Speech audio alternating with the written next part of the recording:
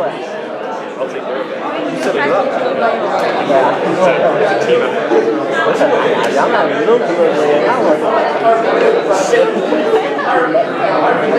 Let's get started.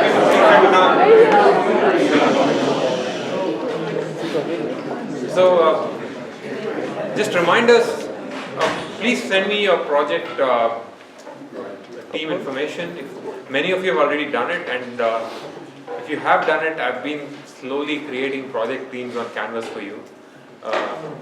If you are a part of a team, if you send me your names and you're not part of some team, I don't know if it's visible to you. If you are not part of a team, then let me know. If you've not sent me the team information, please do that. I think it's due today. Some people ask me questions. You don't need to tell me what your project is and such things. All you need to do is just send me whom you'll be working with. And one email per team is enough. I get enough emails as is. The other reminder is about homework 1. It's due in 2 days. So if you haven't started yet, I think right after class might be a good time. And I do believe it takes a while to do, so please make sure you get it done. There were some clarification questions about homework 1. One of them was about your code. It should not take too long for the code to run. When I say should not, I mean if your code runs for more than 5 minutes or maybe if your code runs for hours and still gives no results, there's a problem. I do know that k-nearest neighbors can take time because you have to iterate over your entire training set every time. There's nothing we can do about that. This is also, think of it as a learning exercise for you. But it should not take an obscene amount of time. Any questions about that? About executions? About CAD and such things? Yes? Do we have to show our decision trees in the report? You don't need to. You only need to show the decision trees for the stuff where you build it by hand. Your report should tell me what experiments you ran, what were your observations, what was the accuracy and such things. Show the results of the k-fold cross-validation. You don't need to show the decision trees. So we manage our accuracy only for the right, just over the whole number. Number of times you get it correct divided by number of times the total number of examples. When it comes to running our code, do we just need to output the accuracy? Is that all the TAs need to see, or? You need to basically show us the same numbers that are in your report. Okay. Your report does not have to have your code. The TAs will, what we'll do is we'll run the thing, confirm that the numbers match, and then make sure that we will open up the code to see that you're just not printing numbers, and to make sure that there's something sane going on. But we have an expectation, because we've given you the data splits, we have an expectation of how the code should behave. So if it deviates too much from that, then we'll start looking at the code to see what's going on. What if the code is embedded in the document, like the document is dynamically generated? Oh God, you're doing literate programming. Remember that the document can only be 10 pages long. It doesn't have to display it, but for the document that, when you run the code, can I just give you the code that generates the document? I don't understand what that means. Maybe I'll talk to you later. Yeah, okay, talk to me after class. I mean, this is too complicated and I'm too old for this stuff. Other things. I do have another question, another thing to point out. There were a few people who had questions about the misclassification error or misclassification rate in the homework. And I just wanted to clarify. So think of misclassification. So just to give you, I'm sure most of you already have kind of struggled or found your way through this, but I just want to point out. Misclassification rate is simply the following. Suppose you are sitting on a node in the tree and you have to decide which attribute to pick next. You compute the entropy of all the examples on that node and from that, according to ID3, you compute the entropy, and from that you take away the average entropy of the children if you split on an attribute. That's ID3, right? Now, instead of entropy, who said that entropy is the right thing to do? You can replace that with other functions which measure how much disorder there is in the data. One such function is the misclassification rate. Now, misclassification is interesting because you can think of it as doing the following. You have a data set and you predict the label to be the majority label. You just ignore all the features, you just predict the label to be the majority label. What fraction of examples will this prediction be incorrect on? That is the misclassification rate. So if all the labels in your data will have the same, all the examples in your data have the same label, then the majority label is that label, so the misclassification rate will be 0, right? And that's exactly how entropy behaves. If all examples have the same label, then the entropy is 0. Misclassification rate will be highest if the labels are split equally. Again, just like entropy. Entropy is highest if the probability distribution is uniform. So misclassification rate behaves exactly as, not exactly, but it has the same characteristics as entropy, so that makes it another candidate to use in place of entropy in the ID3 algorithm to define the information gain. Another candidate is the Gini coefficient. So there's nothing that says that entropy is the right thing to do. So these are other ways of computing the information gain. I'm not sure who had these questions. A couple of people came up to me, a couple of people asked the TAs, and I just wanted to clarify this. Yes? The Gini coefficient equation that's listed in the homework has just the sum of the probabilities. Right? But I've seen it as 1 minus the sum of the probabilities, and I think that the way when I was calculating it came out as positive values, which makes more sense.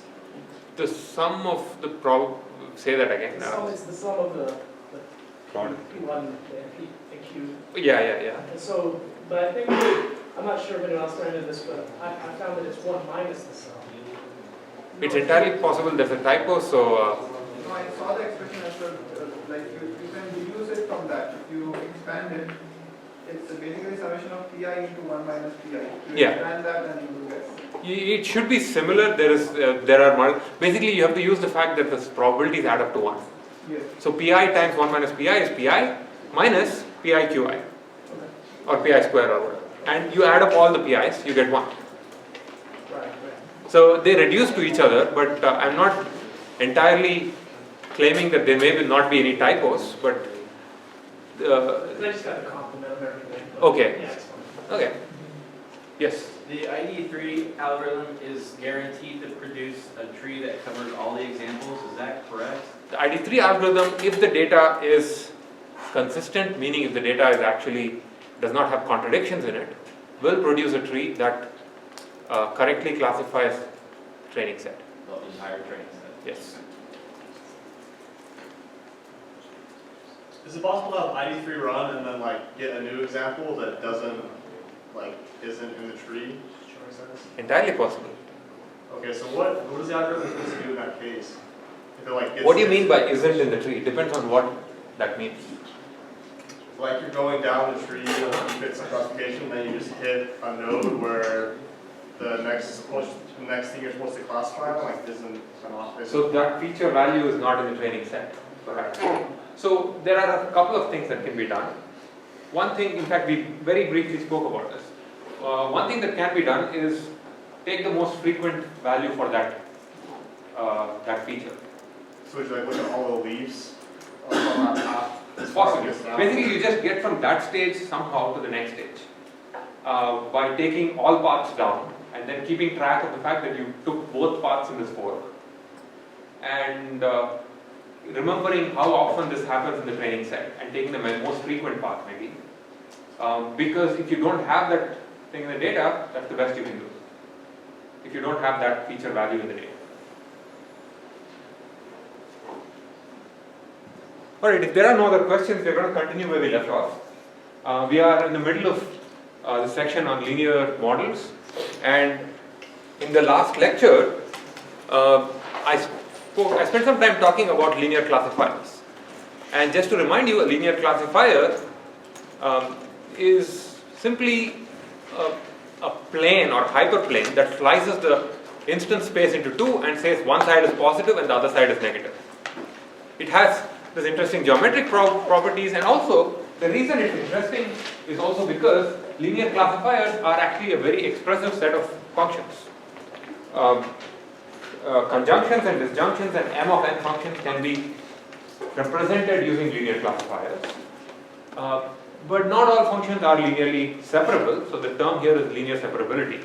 Not all functions are linearly separable, and the classic example of this is XOR. The XOR function is a Boolean function that is not linearly separable. If you want to take it to multiple dimensions, you might have also seen this as the parity function. But even for those functions, there's this pretty neat trick called blowing up the feature space, which takes you from an inseparable space to where you map examples to a space where the function becomes separable. And then we started looking at linear regression, and I'm going to continue from there. But are there any questions about linear models and expressivity?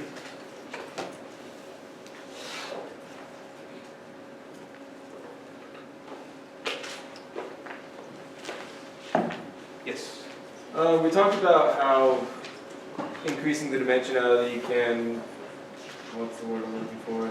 So for something like the XOR, it's not solvable in the current dimension, but if we increase, blowing up the dimensionality, I think is what it's called, right? Are we going to talk about that in the future? Is there like a formal way to figure out how we want to blow up the dimensionality? There are a few ways of doing that. We'll keep hitting this point multiple times. Okay.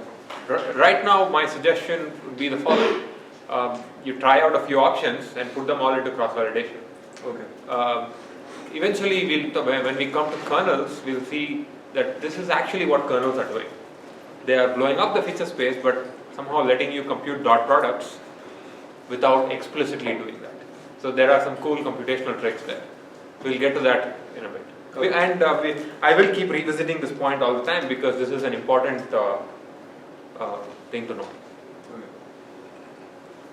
So we were talking about linear regression, and I'm not going to do all the math again, but I just want to give you a very quick summary of what's going on. Your inputs are points in d-dimensional spaces, and your output is a real number because it's regression, not classification. And you hypothesize that this output function, the hidden function that generates the output, is a linear function of the inputs. So you restrict your search space to only a set of linear functions. But the nice thing about linear functions is that they are completely defined by this one parameter, w, I call it w, and which is an n-dimensional vector. And that will give you the ability to write down your output as this sort of a linear function.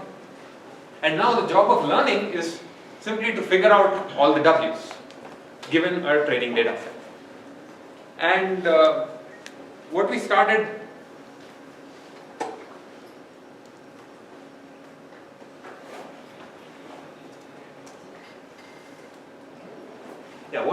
looking at was, how do we know what's a good weight vector for regression? And the strategy that I proposed was, you define something called a cost. You define something that you do not want from a good weight vector, and that is you want the cost of misprediction, and you define that the following way. It's the absolute difference between the true label, or whatever the label assigned to an example was in the training data, and the predicted label, which is just w dot x, w transpose x. And now I can frame learning as just minimizing the total cost, which seems like a reasonable thing to do. Or actually, it turns out it's easier mathematically to minimize the total squared cost. And that gives us an objective function that I'm calling j here, j of w. The objective, notice, is a function of w and the training set, because it has the xi's and yi's. Just a note of convention, I'm trying to be consistent about it, but I'll use boldface letters for vectors and not so boldface letters for scalars. So y here is a scalar and w and x are vectors. So we can now define learning as find the weight vector that has the least cost on this training data. And this is called least mean square regression. And for this problem I mentioned last week that there is an analytical solution, but just to explore the general space of solutions, let's look at an optimization algorithm for solving this problem. And I started talking about this algorithm called gradient descent. Gradient descent is a general optimization algorithm that works for any convex function. It will find the minimum. And if you want to remember what is convex, homework 0 must give you a hint, and I'll talk about it again in a bit. But it proceeds in the following way. You start off with some guess, find the direction in which this function grows the fastest, and go in the opposite direction. Keep doing that till you come to the bottom of this bowl. Algorithmically, it looks like this. You initialize the weight vector and iterate. You compute, and within each iteration, you compute the gradient of that function and take a step in the negative direction of the gradient. And we saw all this last week. The only thing that was left behind was how do you compute the gradient of this function? And the answer is basically calculus, I don't know, 1 or 3 or something, where you have a vector valued function. J is a function from the space of vectors to a real number. Remember that the W here is a vector with d dimensions, and you need to find the derivative of this function J with respect to each of these dimensions. And I'm not going to step through this whole process again. I hope you looked at it, and if not, I hope you do. It's all in the slide. But if you step through some calculus, what we get is this partial derivative of this objective J with respect to one of the weight vectors, one of the weights, Wj, lowercase j. And it has this interesting form. It's the sum over all examples of basically the magnitude of the error here times the input feature. You can think of this as, and if you basically do the subtraction, what you're doing is, intuitively what this means is, for this feature, how much did this feature contribute to the error? You compute the error and this product basically says that this feature contributed so much to the error, let me add all these up, and this is how much I will update the weight. So you get an update that looks like this. So procedurally what this means is, so I was here on this slide at the end of last lecture. Are there any questions before we jump ahead? So the reason I rushed through this is because I've already done this once.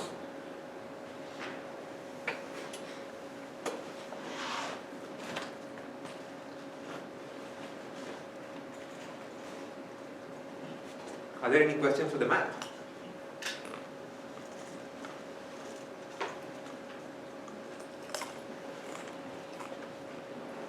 Okay, so what you do is you iterate and then you compute the value of the function on every training point, that is W transpose Xi. So you have some guess of W at this point.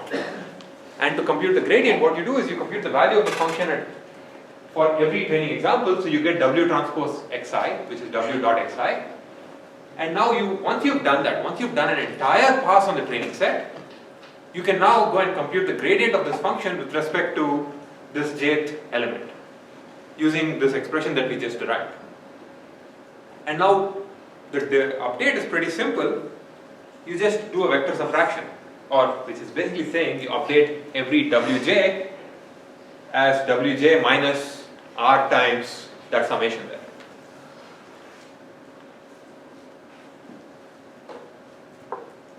Okay? And that's just one step. How long do you do this? you keep track of some notion of, you keep evaluating the function j of w after every update, and if you feel that at this point the function is not getting, the objective function j of w is not getting up, is not improving too much, you stop. In practice, you do this for a finite number of iterations and you just stop. So what we have here is a gradient descent algorithm for the least mean squares objective. Questions? And if you've never seen gradient descent, don't feel shy, it's not going to be obvious. And if you've seen gradient descent, still you can ask questions.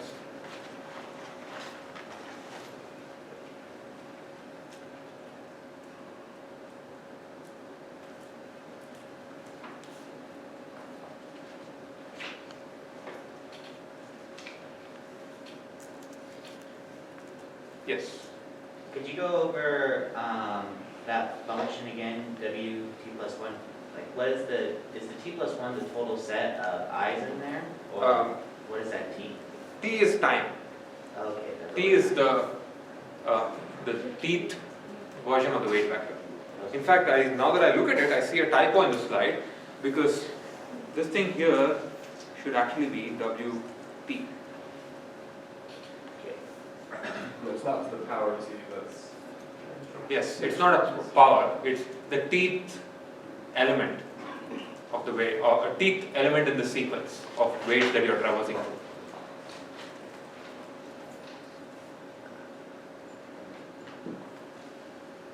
And to convince yourself this works, you should be able to implement this algorithm for a very simple one-dimensional example.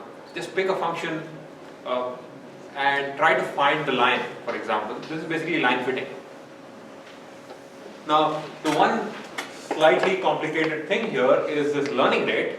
How far? So, we do know that it's a good idea to go in the direction of the steepest, go in the opposite direction of the steepest ascent, which is basically the opposite direction of the derivative.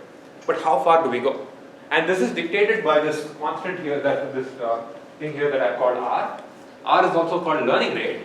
And for now, let's pretend that it's a very small constant. In the intuition here behind the choice of R is, if you have a function like this, and you're going down the gradient, you're here, you can either if you take a small step, you can end up here. So this is 1 and 2. But if you take a giant step, you might end up here, right, in this direction. So you don't want the learning rate to be very large. At the same time, you don't want it to be so small that you never actually make any progress. And there's some sort of a black magic here which picks learning rate. And we'll talk about a few heuristics for picking a good learning rate. Now, this algorithm comes with some guarantees. And the guarantee that we have is that this eventually, if the learning rate has some properties, will converge to the bottom of that function j of w. It will find the best j of w, provided some conditions hold, and the reason for that is because that function j of w is convex. Now, just as a quick lesson on convexity, say I have a function f.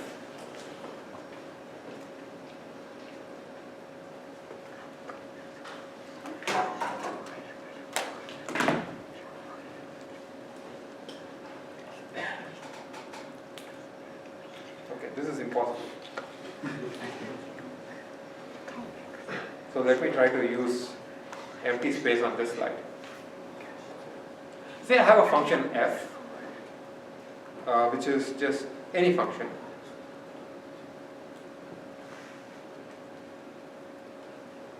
It's said to be convex if the following property holds. So I'm going to write the math of it and then talk to you about the intuition. So x can be a vector here, it doesn't matter. And the output of this function is real.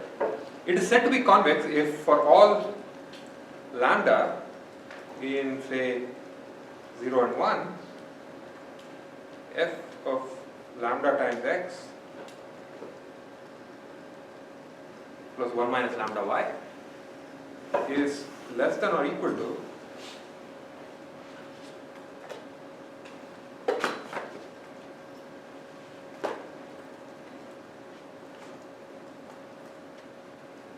it's less than or equal to lambda times f of x plus 1 minus lambda f of y. Now, if this is, there are some of us for whom the math is enough, you understand everything that's going on, but for most of us who are not like that, here's the intuitive version of the story. This function basically the function looks like a bowl or a cup, and it has only one minimum because, say you have some x, and let's say you have some point x and y. F of x is the value of the function at x. F of y is the value of function at y. This right hand side basically says lambda times f of x plus is basically this point here. Lambda controls different values of lambda will put us on different points on this line. And the left hand side here says lambda x plus 1 minus lambda y is going to be on the x-axis here, on this axis, and the function value is here. Yes? Why don't you just use the second derivative test? Yeah, but the second derivative is more algebra. I'm trying to convey the geometric intuition. The second derivative test is actually the more procedural way of determining whether a function is convex. You're right. But intuitively what this means is that the secant that connects 2 points on the function lies above the function itself. So at any point here, the line joining 2 points on the function itself is above the function. As you said, the procedural way of determining whether a function is convex or not is you take the second derivative of this function, and it should be, if it's a function from R to R, it should be positive, and if it's a function from vectors to R, it should be positive semi-definite. It should be a positive semi-definite matrix. But the intuitive version of the story is that this function looks like a cup, and there's only one minimum, and which means if you start, and gradient descent is basically traversing down to the bottom of this cup, and it's taking little tiny steps. And there is formal math behind all this, which does not involve all pictures, but that's the guarantee, that's the reason why this algorithm converges to the minimum. Questions about convexity before we move on? Yes. I remember that in homework 0 we have the same question as the definition of the convex. Yes. Is that exactly the same or the contradictory? It should have been the same. The same. It should have been the same because there's only one definition of convex. The opposite of this is a function that's called concave, which if convex is like a ball, concave is like an upside down ball. It has a global maximum. So if you want to maximize functions, concave functions are good. If you want to minimize a function, convex functions are good. Right, so this is all fine. So we have an objective, we have an algorithm, everything is good, but there is actually a tiny problem here. And that is the following. Suppose you have tons of data. Suppose you have 1 million training examples. In order to compute the gradient, step 1 here, in order to compute the gradient, first you have to iterate over all the 1 million examples, find the function value, do all this thing, sum them up, and then you get one estimate of the gradient.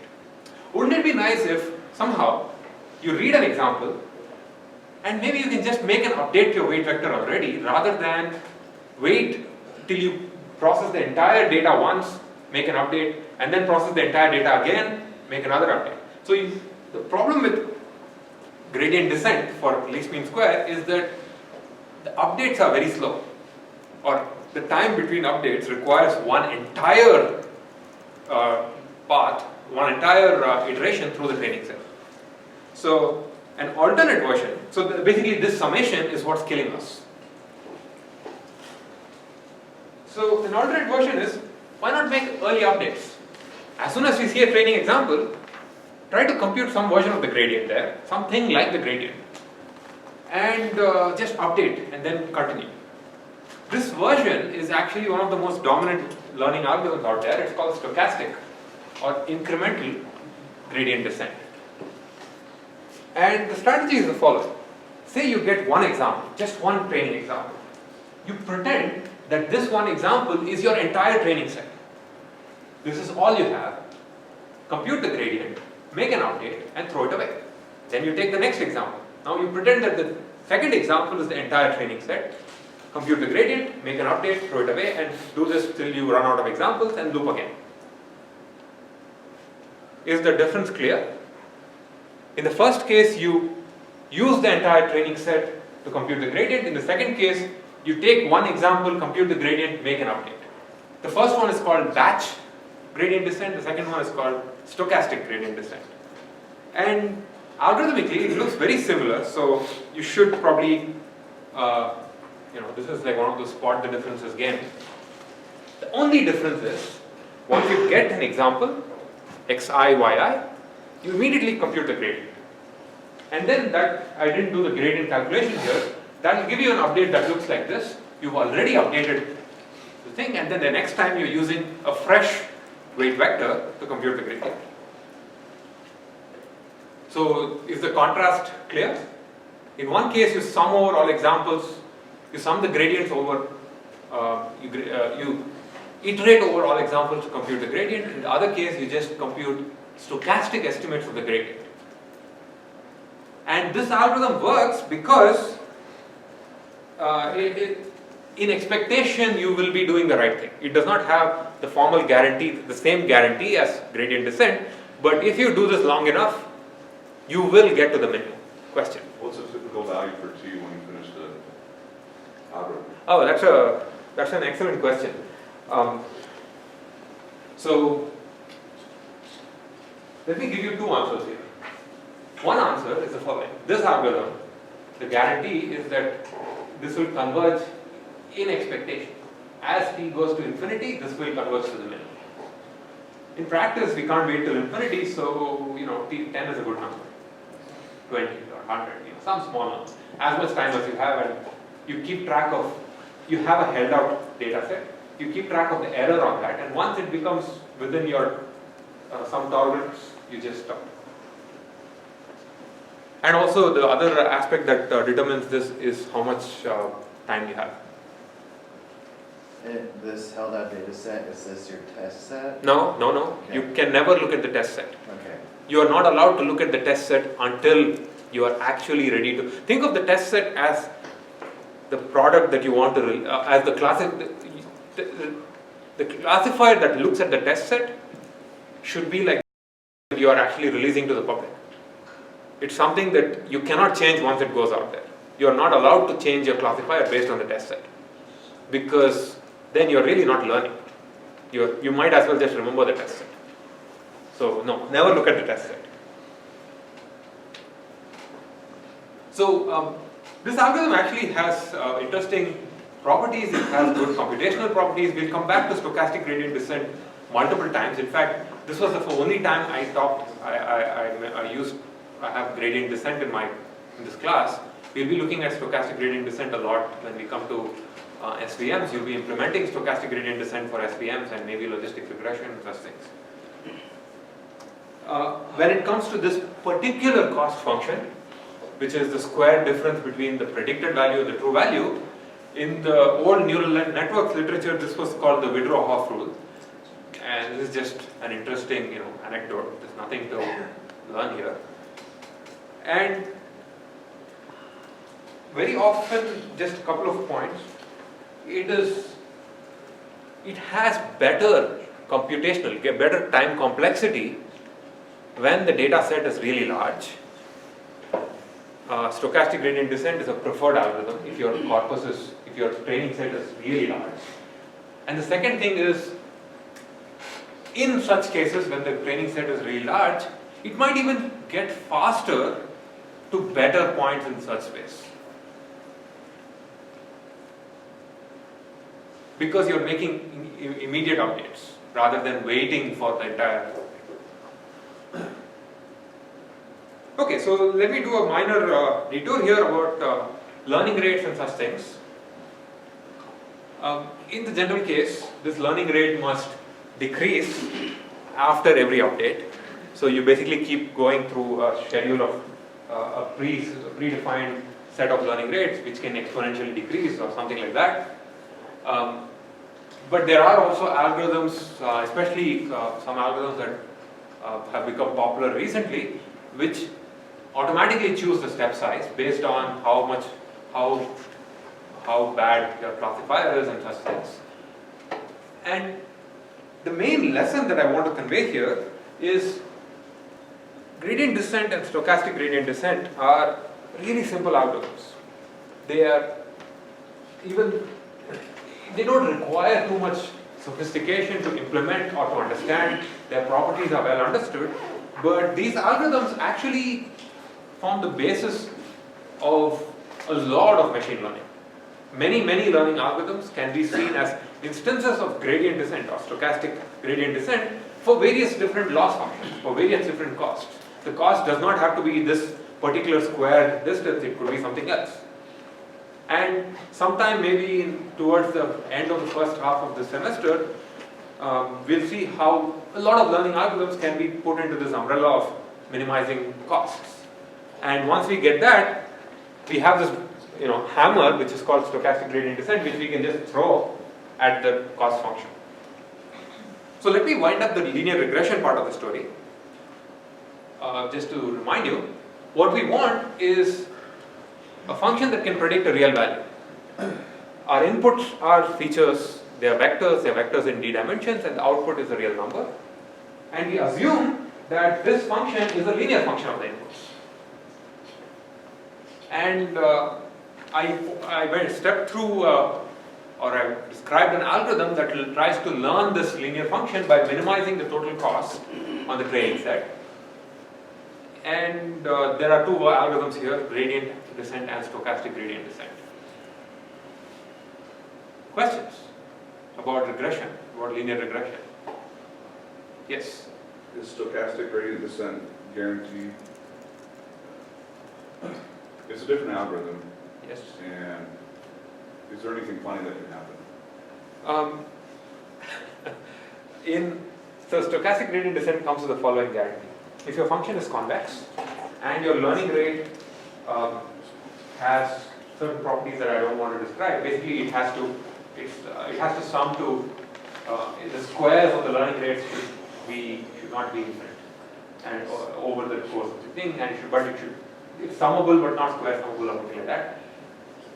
If certain properties hold, which often do, then stochastic gradient descent will converge to the minimum of the convex function in expectation.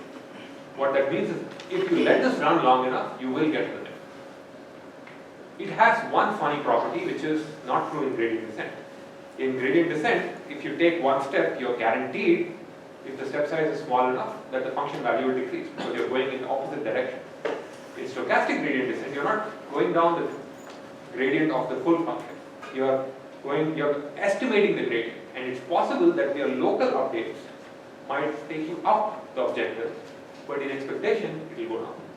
So that's the one weirdness here. So both the gradient descent and the stochastic gradient descent are both of them insensitive to the initial weights? For convex functions, they are insensitive. And that's the coolest thing about convex optimization. Initialization does not matter. So the one question you can always ask, if you read a machine learning paper and you see a function that is not explicitly convex, and they have a learning algorithm that's gradient or stochastic gradient descent, and if you want to look smart, you can, without even reading the thing, you can, but how do you know that function will converge? This is not even convex. What's the initialization? So these are like, just blanket questions you can ask as a reviewer without thinking too hard. If it is not convex, no guarantees, unless proven. If it is convex, guarantees come for free. Was stochastic gradient descent,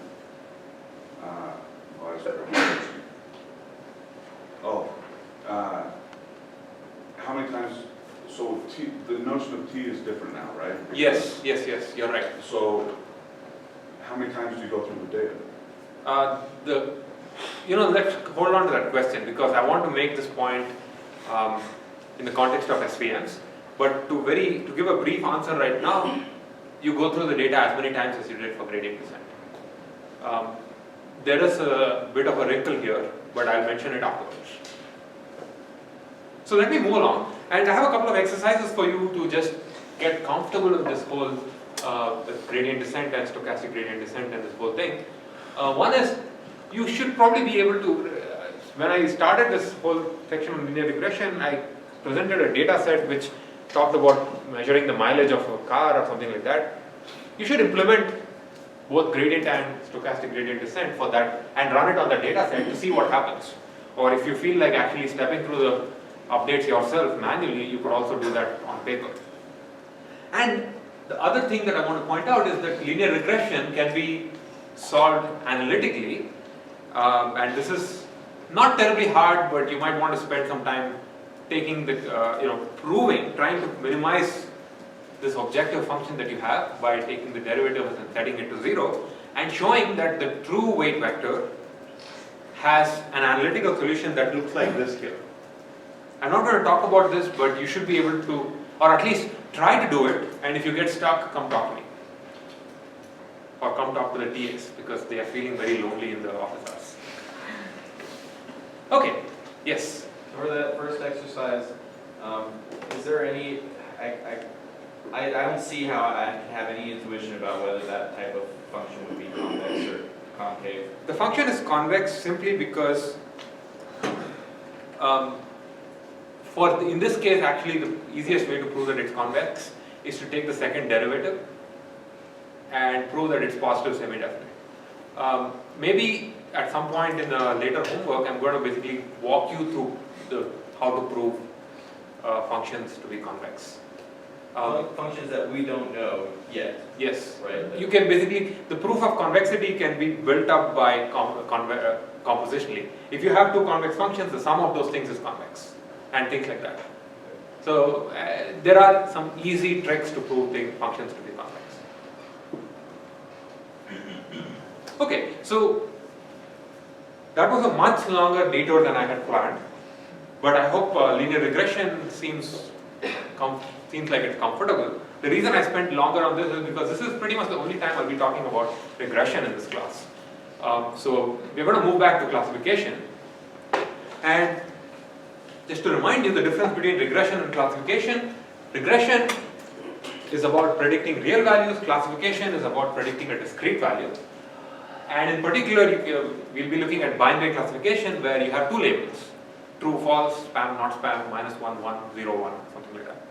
Or you could have more than two categories as well, and that's called multi-class classification. So just a preview of coming attractions. We have many different algorithms for learning linear classifiers, and each of them have their own interesting properties. Right now, I'm going to jump into something called online learning. We'll study this mode of learning called online learning, under which we'll study two algorithms, Perceptron and Vivek. After that, we'll look at support vector machines, which are actually at a very broad level similar to linear regression in the sense of you define a cost function, and one of the best algorithms for support vector machines is again stochastic gradient descent. We'll be looking probably in the second half of the class at probabilistic classifiers. Some of you may have heard of naive Bayes. Turns out naive Bayes is also a linear classifier. Some of you may have heard of logistic regression. Turns out logistic regression is also a linear classifier. And the commonality across all these models, across all these blue phrases here, is that the only thing that differs are the probabilistic or the modeling assumptions that were used to get the classifier. But once the weight vector is trained, prediction is always the same. Given a new example x, which is a vector, what you do is you take the dot product of w, the weight vector, and x, w transpose x, add a bias term, that's the score for that example. If that score is positive, then you predict true. If that score is negative, then you predict false. Alternatively, you predict the label as the sign, S-I-G-N sign, of w transpose x plus b. And just to remind you, sign is the function that looks at a number and says 1 if it's positive and -1 if it's negative. Across all these models, the prediction is always the same. It's this part here. Questions?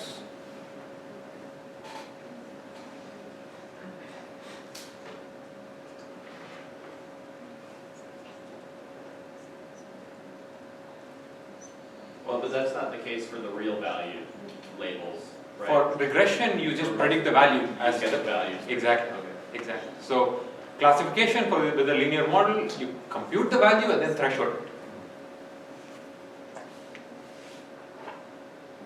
Alright, so now that you know everything about linear models, let's start looking at a more fundamental question here. I'm going to change gears a bit.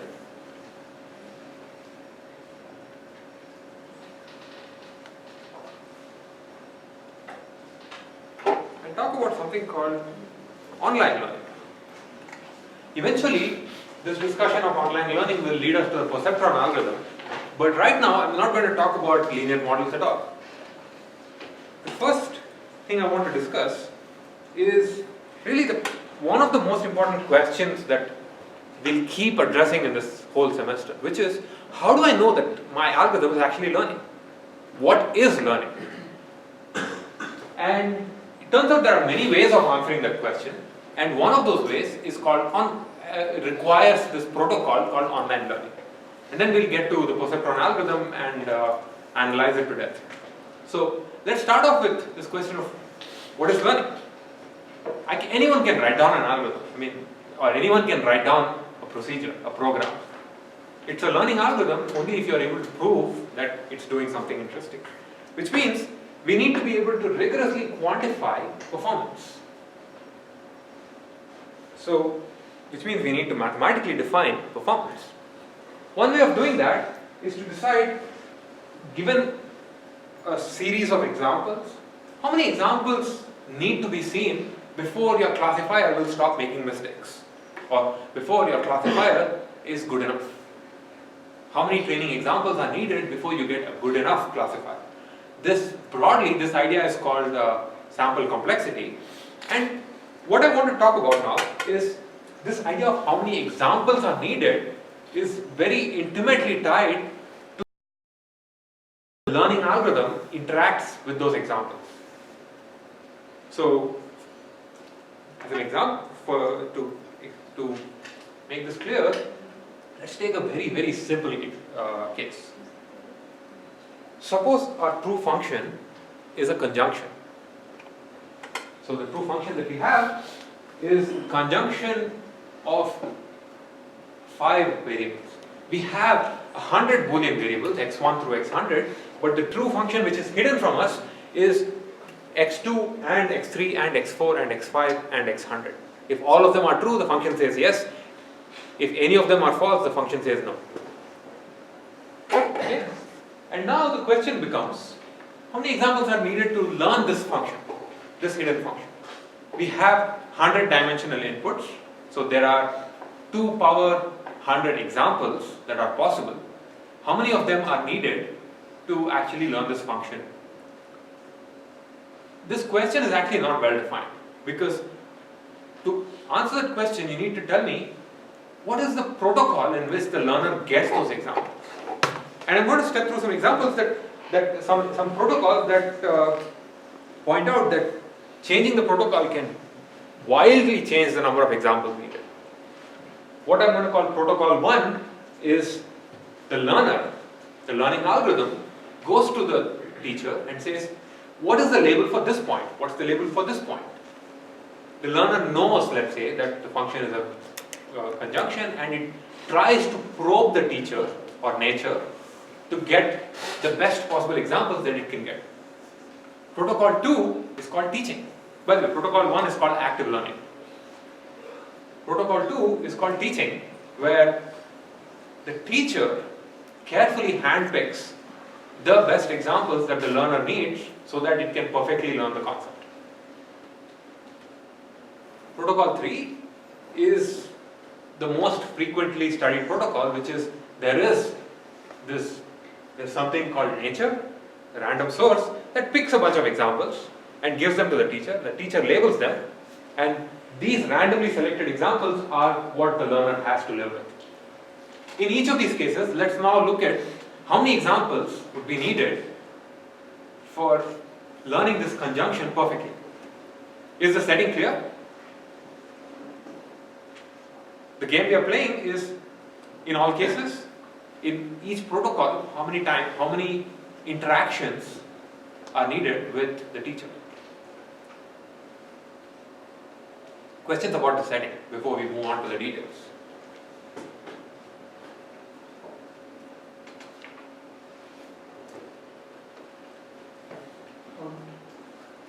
What's exactly the difference between protocol 2 and 3? Because to the trainer, we're both getting. Oh yeah, of course. But in protocol, as far as the learner is concerned, protocol 2 and 3 could be identical. Yeah. Could be, not necessarily, because if the learner knows that the teacher is hand-picking, then there might be some game that it could get. Perhaps. But what I'm going to hopefully convince you now is that protocol 2 requires far fewer examples, because 3 might specify the number of examples needed. It might give examples which are basically not useful at all.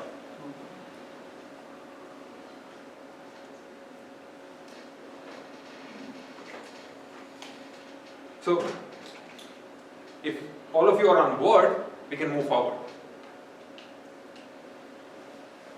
Who's not on board? You guys are very quiet today. Okay, I'm going to assume silence means yes. So, let's look at this first protocol where the learner gets to ask questions. So, in all cases, remember that our true function is the one on top. It's x2 and x3 and x4 and x5 and x100, and everything else is irrelevant. So really there are only 5 relevant variables. What the learner does not know is which variables are relevant. So what it can do is probe the teacher. Ask, is x100 relevant? Yes or no? And the way it can ask that is to construct an example which has all ones except for the 100th bit, all true except for the 100th bit. Suppose it knows that the function is a conjunction, and the teacher says this function has a value of 0, of false. Because it's a conjunction, the only possible answer here is that x100 is in the conjunction. Is that clear?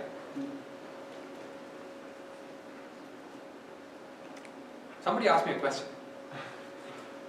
Yes? I'm just trying to. What if our conjunction had a negative sign? Yes, I'm assuming that it's a monotone conjunction for now. Okay. Monotone conjunctions, for those of you who are not that comfortable, is a conjunction that does not have any negations. So I'm assuming that this conjunction has only has no negations. And let's make our life easier. Even both the teacher and the learner know it. So let's say that the learner knows that the function is a monotone conjunction. And we'll be looking at monotone conjunctions a lot, so please get comfortable with that. So, are you convinced that this example can tell the learner that x100 is or is not, whether x100 is or is not in the conjunction? So the learner constructs this example and gives it to the teacher. What does it do next? Goes to the rest of them. Goes through the rest of them.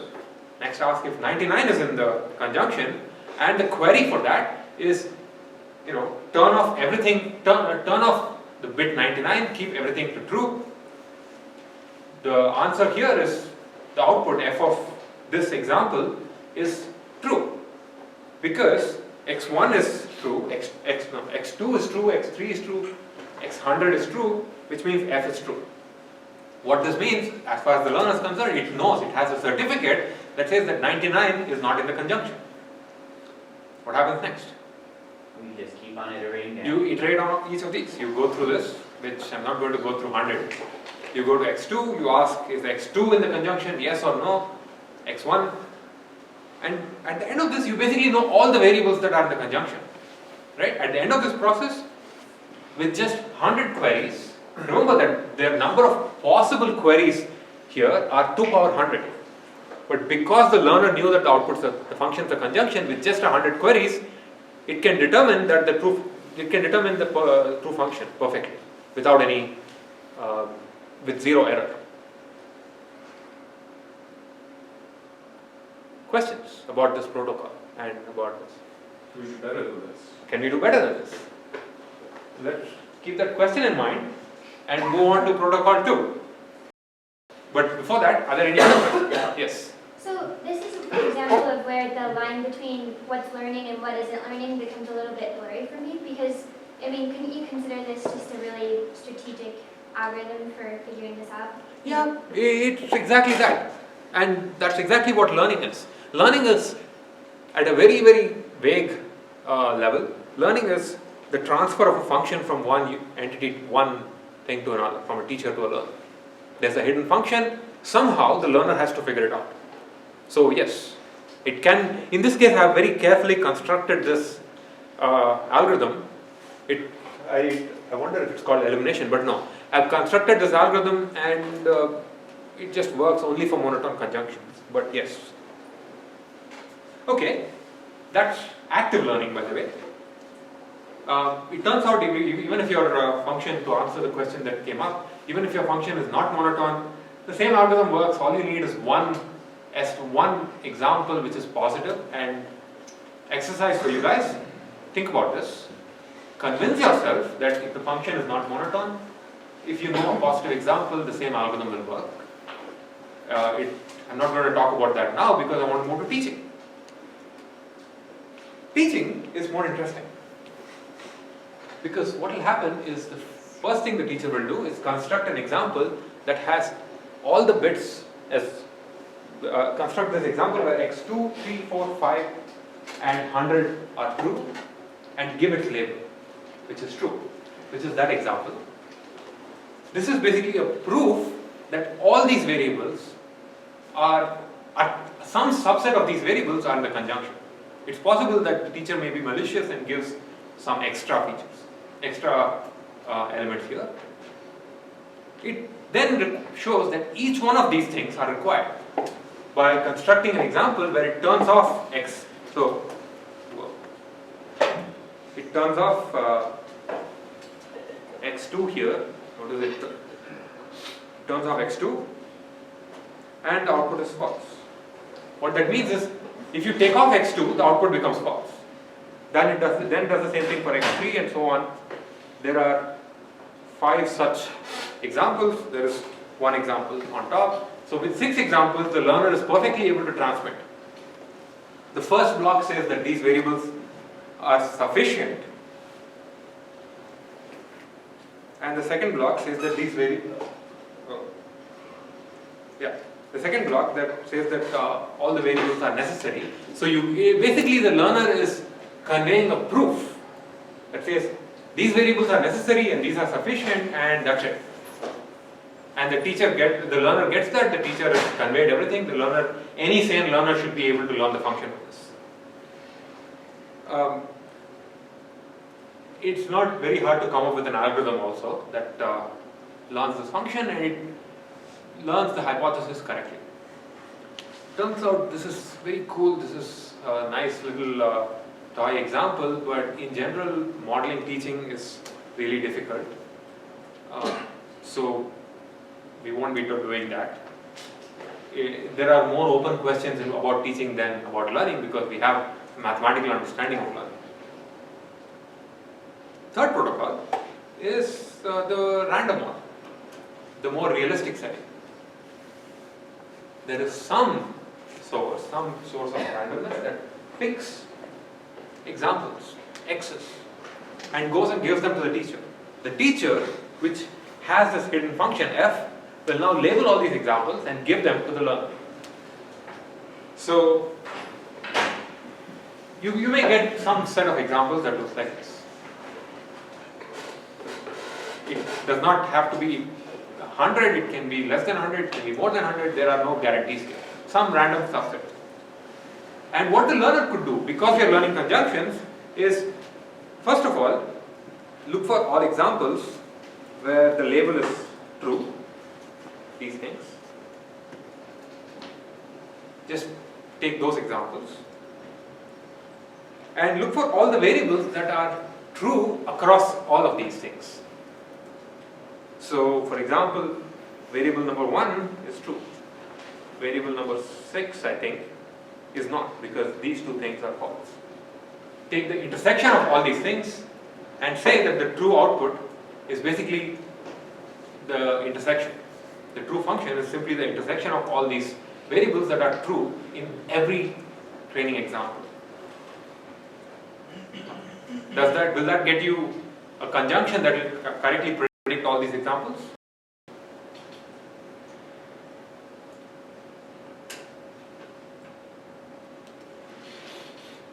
It'll predict the examples, but if there will be some other variables that will be unsure, like for example, x1 looks like it might be. Yes, but will it get the negative examples right here?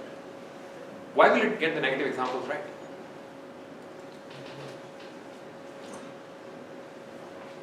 They still have all the right bits set. Can you speak up? They still have all the right bits set. For the negatives? What do you mean for the negative? For the example, so I used only the positive examples, the examples with output 1 to construct this function. Why should they be correct for all the others? Why should this function be correct for all the others?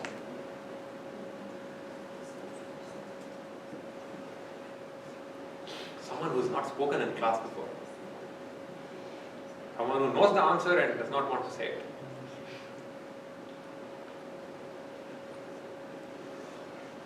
It won't get all the negative answers, all the negative examples. Will it get all the negatives in the training set correctly? No. Why? Because in the intersection, we might have more than those 5 variables. Okay, but And when one of those is negative, we might predict negative. It's not. say that again. So,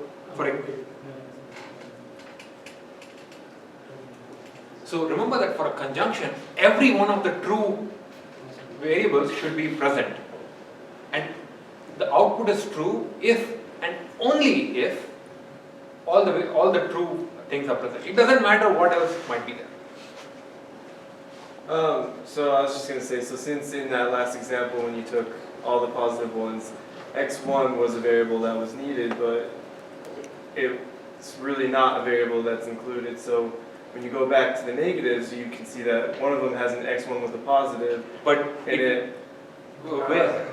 one of them has an x1 with a negative here. So x1 is true, but this is negative because there are other things that are missing. x2, 3, 4, 5 and 100 should be there. And the only examples that have all of them are the positive examples. So in fact, there's actually a very little theorem that you can prove that this algorithm will produce a consistent hypothesis. This is called elimination, I think.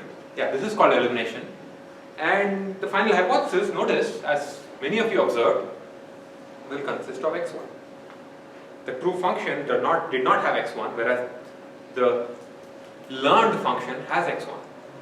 Why? Because every positive example in this random subset of examples that was chosen just happened to have x1. Whenever x1 was 1, or whenever the output was 1, x1 just happened to be 1. Now, here's the million-dollar question. Using the given data, I've constructed a function. Now, this function perfectly explains the entire training set. Is it good enough? Doesn't that go back to our definition, what we define as good enough? So if we have an extra feature, that might be permissible, but if it's a non-important thing like x1, then it's not going to hurt our data set. But let's say x1 was critical, such as make sure there's not fire in the building. So let me throw this question back to you in a different way. Okay.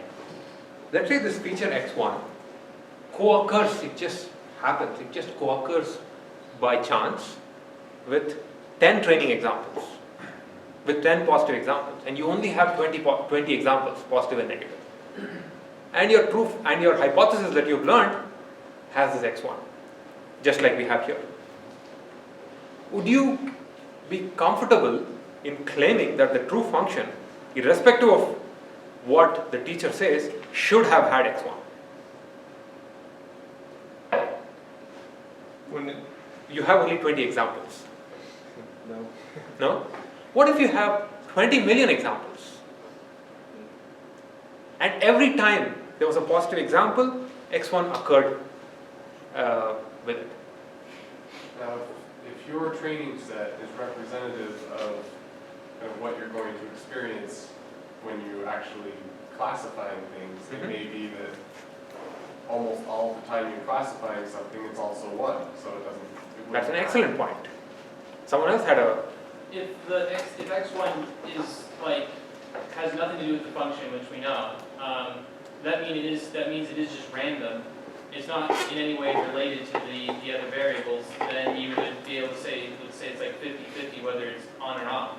Is it 50-50? Well, that's the question. Is it? If it's related to the other variables, it wouldn't be part of the function, I guess. No, but who said that the distribution here is uniform? Oh, that's true. What if the process that generated these examples always has x1 true? You just have to be certain that the source of your training data is generating truly random examples, right? Yes. In fact, between the three of you, I think you've covered the point I wanted to make, which is if we can analyze this in multiple ways, and one of the dominant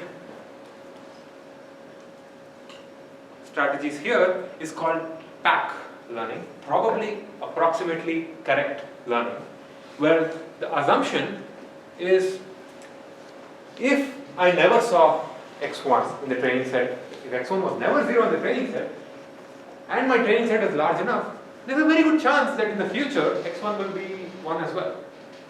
So it's not going to affect me with high probability because the training set is representative. It is generated by the same process that generates data in general. Alternatively, another way of saying that is if the test examples are drawn from the same distribution as the training examples, then we can actually transfer properties. Another way of saying that is if the future behaves like the present or the past, then we can predict the future. If not, there's no hope. Another style of analysis here is also called online learning or mistake-driven learning, where we update our algorithms only when we make mistakes. If we don't make mistakes, if we update our hypothesis only when the learning algorithm makes mistakes. If the learning algorithm does not make mistakes, it's okay. Who cares? Well, how do you know when it makes mistakes? We'll talk about this, and I'll probably define this idea of mistake-driven learning. That will be the last thing I'll do today. Yes. And irrespective of how we define this idea of a mistake-bound algorithm or mistake-bound analysis basically says, I define good enough to be an if the algorithm eventually stops making mistakes. In the first case, for PAC, you define pretty good in terms of performance on future examples, with the assumption that the future looks like the past. In online or mistake-driven learning, you define pretty good as you will not make too many mistakes in the future, or you will stop making mistakes as you see more and more examples. These may sound like, at least at a very fuzzy level, they may sound similar, but mathematically they have some interesting differences. So we'll get to PAC learning in a bit, maybe in a couple of weeks, maybe 2 or 3 weeks, or maybe at the second half of the semester. But now I'm going to talk about online learning. Just to make sure that you're on the same page, I want to just step back and look at the big picture. In the last lecture, in the beginning of this lecture, we looked at linear models. And we had this very brief kind of vague discussion on goodness of learning algorithms. What does it mean for an algorithm to be good?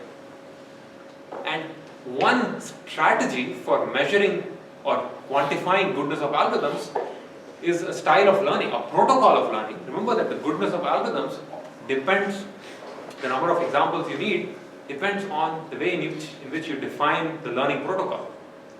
So one style of learning is called online learning. And it turns out when you combine online learning analysis with linear models, you get these algorithms like Perceptron and Winnow. Another style of defining goodness of learning is called PAC, probably approximately correct, and it has these other related concepts called empirical risk minimization. And combining linear models with PAC, or empirical risk minimization, gives us algorithms like support vector machines. Combining linear models with probabilistic notions of goodness gives us logistic regression. So, for a large part of the semester, we'll be alternating between these two middle sections. We'll first look at one definition of what does it mean to be a good algorithm, what does it mean to be a good hypothesis, and use that to define learning algorithms. Is the general big picture okay?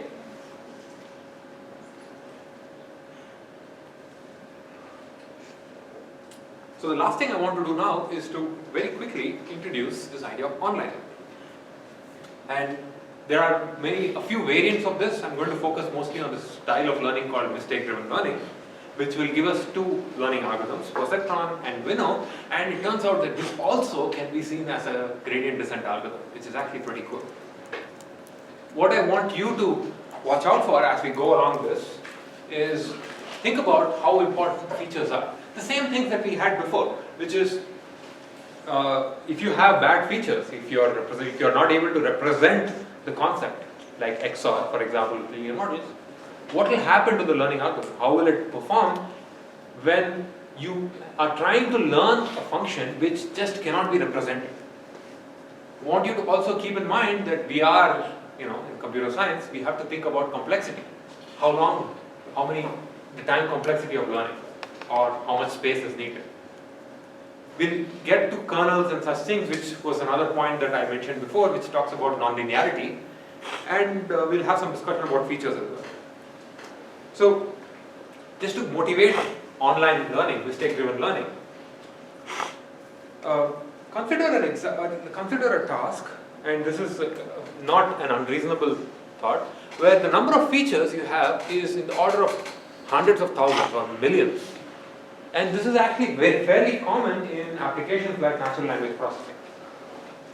And also, very often in these applications, the true concept is extremely sparse, in the sense that it depends on a very small number of features. Why do we have this setting? Because, as the designer of this program, I have no idea which features are relevant. So I'm going to throw everything and the kitchen sink at this problem, and hope that the learning algorithm picks up the right features. Just as an example, there's a typo in the sentence. You see it? The word dessert should be dessert with a double S. And say I want to build a classifier that picks this. One way of doing that, actually this gives us some of the more state-of-the-art spelling correctors, is you can define this as a learning problem, where the features for this problem are, is the previous word Eastern, is the previous word Middle, is the next word Eastern, is the next word Middle, and basically throw out a bunch of features. The number of features you'll have will be some constant times the size of the English vocabulary. And whether this should be desert or dessert depends only on a very, very tiny fraction of them. Probably depends on if the previous word is Eastern and the one before that is Middle, then, and we're talking about sweetness, probably it is a dessert. If the previous word is Eastern and we are talking about sand, it's probably desert, and such things. So it's a very sparse concept. Now, what we want is the ability to develop learning algorithms whose computational complexity and whose sample complexity, the number of examples needed, does not depend on the dimensionality, because you have the dimensionality is of the order of millions. If the learning algorithm depends on the dimensionality, or if the learnability of this concept depends on the dimensionality, then learning is impossible. So we want to develop learning algorithms that provably have no dependency on the dimensionality, but that's not possible. So we're going to try to get algorithms that have a weak dependency on the dimensionality. There's a related question of how do we represent the hypothesis, and I've kind of given away the answer there. We will eventually get to linear functions, but there are But before getting to linear functions, I want to go through these other representations of hypotheses, just to convince you that there are other ways of doing this as well. So, the last thing I want to do, which is what I'll start with in the next lecture as well, is to define a mistake-bound algorithm. The setting is the following. We have instances, as always, examples which are x, which are n-dimensional points. And the target is a function which takes these points and predicts true or false, 0, 1, minus 1, 1, or true, false, or something like that. And this function f, let's say, the set of all possible functions that it can belong in is the concept class. And this concept class is basically, the size of the concept class is some function of the dimensionality. This is what the game that we are playing in online learning is the following. Learning proceeds in rounds. In every round, in every step, the learner gets one example, and just one example. What it does is it makes a prediction using the current hypothesis, using its current best guess for a function. It makes a prediction. And once it makes a prediction, after it makes the prediction, the teacher will present the label, the true label. And if the true label matches the prediction, the learner does nothing. If the true label does not match the prediction, then it counts as a mistake, to answer your question. And if there is a mistake, the learner may update its hypothesis in such a way that it tries to correct that mistake from happening again. So this is an online learner. To quantify performance, what we need to do is to say, we need to formally define mistakes, and I'll consistently use the letter H to denote the hypothesis that's under consideration, and F to denote the true function. And a mistake is simply when f of x is not equal to h of x. And when that happens, then our goal now is to quantify performance. I'll define the number of mistakes, or M, A, F, S, it doesn't matter the letters, is the number of mistakes that an algorithm A makes on a function f for a particular sequence of examples. Given a particular sequence of examples, you can basically run through this process somehow. We haven't defined what the algorithm does. So that's the number of, you can count this number of mistakes, right? You can just run the algorithm, count how many times does the algorithm make a mistake on this particular sequence of examples. The interesting quantity here is the number of mistakes this algorithm will make on any sequence of examples for any function from this concept class. Pick the worst function, the most difficult function in this concept class, and pick the most adversarial sequence of examples to present, and MA of C is the number of mistakes this algorithm will make on this adversarial sequence of examples for this adversarial function. The worst case analysis. The algorithm A is said to be a mistake-bound algorithm if, even in the worst case, it only makes a polynomial number of mistakes. Polynomial in the dimensionality. So the worst possible sequence, the worst possible function from this class of functions will still result only in a small number of mistakes. Then we'll call this a mistake-bound algorithm.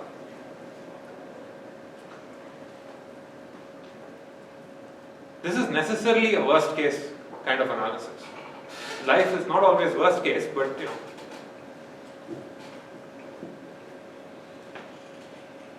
So I think we are out of time now, so I'm going to stop. If there are questions, you can either ask now or come and talk to me after class, and we'll pick up here in the next lesson.